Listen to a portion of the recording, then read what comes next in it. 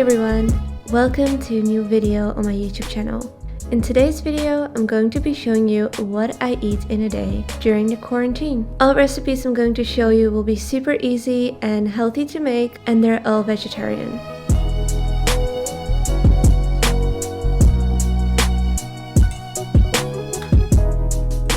Every morning, I like to start my day with some hot lemon ginger water.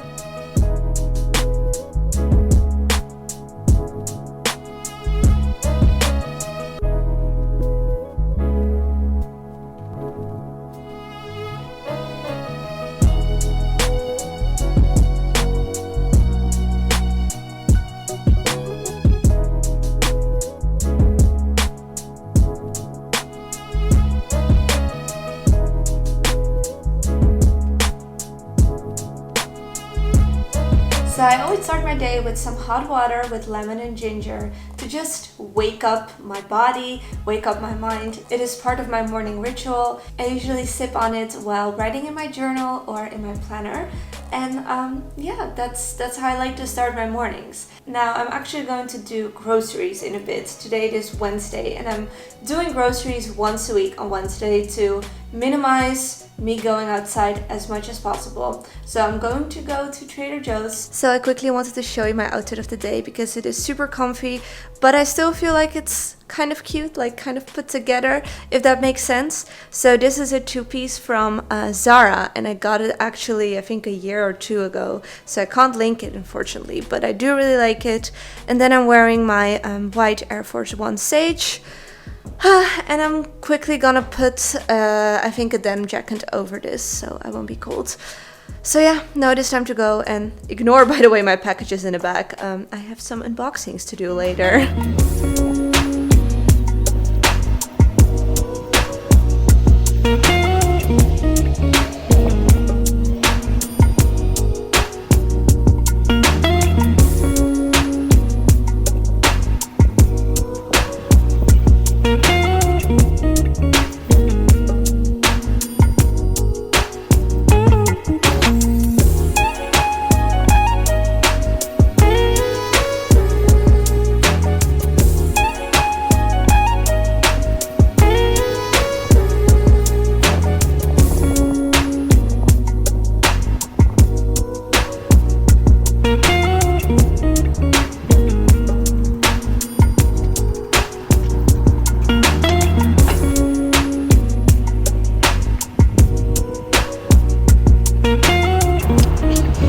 Did some damage. Now it is time to go home. Okay guys, we made it back home. Let's do a quick grocery haul of everything that I got at Trader Joe's, because hopefully you guys would find that interesting. I got my favorite snack, which is the organic dried mango. Then I got 2 nut butters. I got the raw almond butter in the creamy version, as well as the mixed nut butter. I've never had this one before, but I'm very curious to try. It was kind of expensive, but I was like, okay, usually nut butters last me a very long time, so, you know, gonna try it out. I also got some tomato paste for a pasta I'm going to make. I got some lentils. I haven't eaten lentils in such a long time, so I'm excited for my lentils. Then I got some Parmigiano Reggiano, because I love that.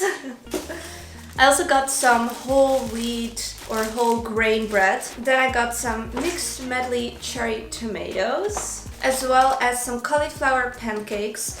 These are like Russian potato pancakes, but then made from cauliflower. I got 2 packs of chickenless crispy tenders. I love to eat this just by itself or with a salad. So good. Then I got some pine nuts for some pastas that I want to make. I got raspberries and blueberries, 2 mangoes, zucchini. Then I got some chocolate peanut butter light ice cream. Now this is not the best light ice cream I've tried, but it does only have 370 calories per pint and 23 grams of protein, so it is pretty decent. I also got some gnocchi alla Fiorentina. These are so good, and this is kind of like my easy guilty pleasure. If there's going to be a night where I'm going to feel like shit, the chances of that happening during this quarantine are quite big. So I got myself one of my emergency craving foods. Then I got some burrata, mozzarella burrata, really good in salads. I got kombucha. I've been recently really into drinking kombucha and I haven't tried this flavor before. This is the Synergy Organic Kombucha in Watermelon Wonder. Sounds really good. I'm excited to try this. You know what? I'm going to take a sip right now. Okay, let's see how this tastes. Really good. I think this is my favorite one I've tried so far. Then I got some raw pistachio nut meats. Really like these too. Some organic firm tofu. I usually don't eat tofu at home. Like, I'll eat tofu like fried in fried rice when I go to a Thai place or something, but I never make it at home. So I was like, you know what? I'm going to pick it up. And last but not least, my one true love, coconut water. I cannot live without coconut water. I drink it all the freaking time. Trader Joe's and Target were out of it for the longest time, so I'm so excited to have my baby back again. So that's everything from my grocery haul. Now it is finally time to make breakfast and I'm very hungry, so let's get started. For breakfast, we're going to make this foamy, fluffy oatmeal that I love. I'm adding 1 cup of these quick cook steel cut oats, 1 tablespoon of honey or agave syrup if you're vegan, and half a tablespoon of cinnamon. I then add 1 cup of hot water to the bowl and let the oats sit for 8 minutes. In the meantime, I like to make my foamy oatmeal latte using my milk frother, and I will be also using it for my oatmeal. Honestly, I cannot live without my milk frother, and if you don't have one, you're really missing out, because foamy lattes and foamy oatmeal are life. After adding 1 cup of foamed oat milk to my oatmeal, I top my oatmeal off with 1 tablespoon of your nut butter, 1 tablespoon of chia seeds, half a cup of blueberries, half a cup of raspberries, and that's how I like to have my breakfast.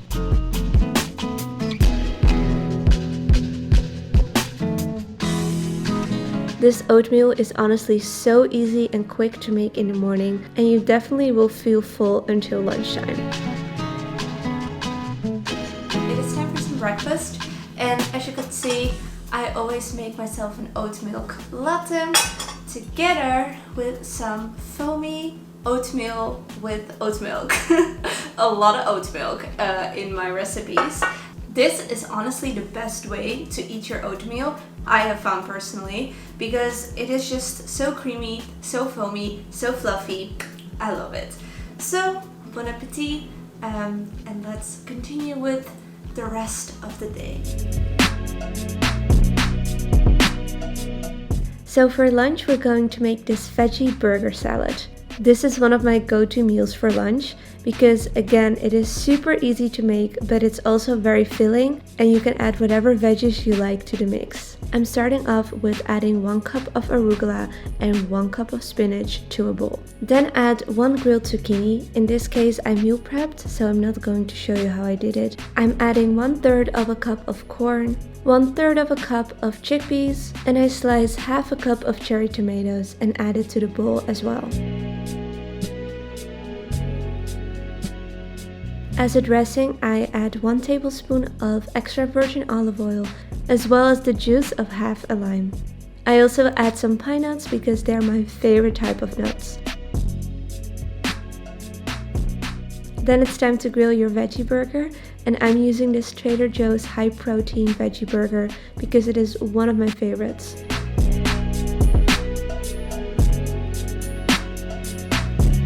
As toppings, I use this vegan mozzarella, as well as some lemon pepper and salt. I think this is the perfect combination of a refreshing salad combined with a warm and cozy burger.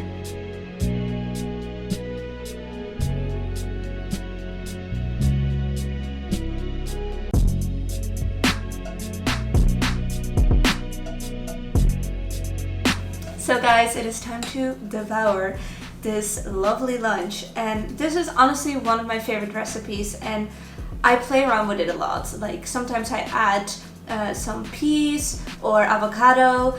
Sometimes I don't make it vegan if I add mozzarella. I also like pesto. There's just a lot of ways to make this burger salad, as I like to call it. The main thing is that I use a high protein veggie burger. This is one of my favorite ones from Trader Joe's, and then just use whatever veggies I have. So yeah, it's super easy, very filling. I love eating warm or hot meals as lunch. I kind of grew up like that. I feel like that's a very Russian thing to eat warm meals during lunch. So I have to eat my salads in a warm way, if that makes sense. Like I can't just eat them cold. That to me just doesn't feel filling. And then I like to refill my glass with ginger and lemon with hot water. So I drink enough water throughout the day. So with that being said, I'm going to quickly take a break from work, watch a series. I'm watching Penny Dreadful, or actually rewatching Penny Dreadful right now. And after that, it is time to go back to work. Hello guys, and welcome to our dinner preparation. I changed into some comfy clothes from Alo Yoga because I live in them. I generally live in them. But on Chef Lilia's menu for tonight is borsch. So for all you guys that don't know, borsch is a beet vegetable soup. Most of the times it is made with meat, with beef, but I'm going to make it vegetarian because that's what I am. It is officially Ukrainian soup, but it's like big in Russia, in all other Slavic countries, Poland. So I feel like it's quite an underrated soup because I think it is so good, but I don't really see a lot of people eating it, or I don't think a lot of people know about it. It also looks really cute because it's bright pink because of the beets. So it has that pink aesthetic that you guys know I love. And I'm going to use my grandma's traditional borsch recipe, so I'm super excited for that. And yeah, let's get going. I'm going to make a ton of borsch and then freeze it in. It's like a super good soup to freeze in. And okay, enough rambling. Let's get started. I'm so excited.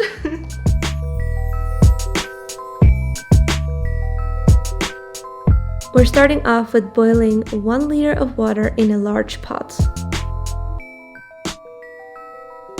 Then it's time to clean, peel, and cut all the veggies. We're going to use 4 beets, and it's important to peel and cut them first because they have to cook the longest amount of time. For borsch, it is really important to dice all the veggies as small as possible, and especially with beets, carrots, and potatoes, that can be quite time consuming. That is why I would highly recommend using a kitchen processor. I didn't have a kitchen processor for the longest time, but ever since I moved to LA, I got myself this really cute, small, and affordable one from KitchenAid, and it has changed my life. It makes cutting and dicing veggies so much faster, so I would highly recommend investing in one as well. After we added the beets to the boiling water, the next veggie that we're going to peel and cut are potatoes. Again, I'm using the kitchen processor for this because it's making everything so much easier and faster. Last but not least, we're going to peel and cut 5 carrots and add it to the kitchen processor and then to the pot.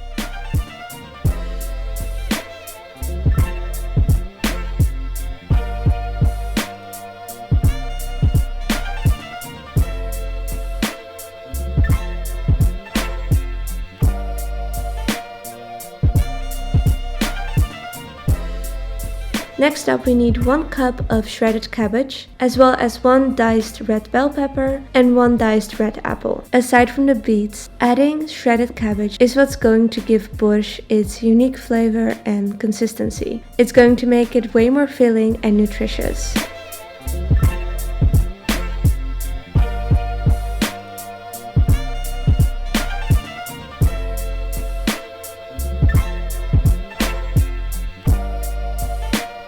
As for spices, we're keeping it simple because the Russian cuisine doesn't really use a lot of spices. I'm adding 2 to 3 cloves of garlic, as well as 1.5 cups of tomato paste, and lemon or red pepper and Himalayan pink salt. Last but not least, we're adding some fresh parsley and fresh dill to give it that iconic borsch flavor. Now we let the borsch simmer for 20 minutes and then it is time to serve.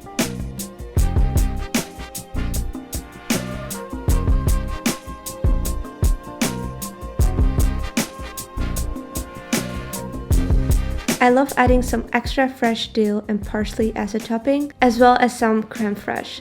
It's not the same thing as smetana, which is the Russian version of sour cream or creme fraiche, but it comes pretty close. And there you have it. This is my grandma's traditional borsch recipe, and every time I make this, I feel like my grandma is with me in the kitchen. Also, if you're interested in this or any of the other dishes that I made in this video, don't forget to check out my blog post, because it also comes with a free printable that you can use to create the recipe or take with you when you're grocery shopping. Honestly, borsch is so good, and I can never eat enough of it. It is just so yum. So if you haven't tried it, then definitely do. It's also great, again, I think I already mentioned it, to freeze. So if you make a lot like I did, you can meal prep for forever, and then just freeze it in and defrost it whenever you're in the mood for some borsch again. But other than that, I really hope you enjoyed all the recipes in this video, and you liked seeing what I eat in a day. If you did, please give it a thumbs up. Whoa, thumbs up, no, thumbs up. And subscribe to my YouTube channel if you don't want to miss any of my other videos. And I will talk to you very, very soon. Bye guys.